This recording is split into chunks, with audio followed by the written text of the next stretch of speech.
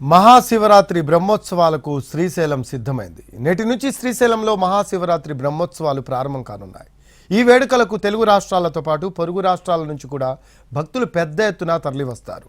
శ్రీశైలం ఆలయం రంగురంగుల విద్యుత్ దీపాలతో, పెయింటింగ్లతో ఆలయం సర్వాంగ సుందరంగా ముస్తాబు చేశారు.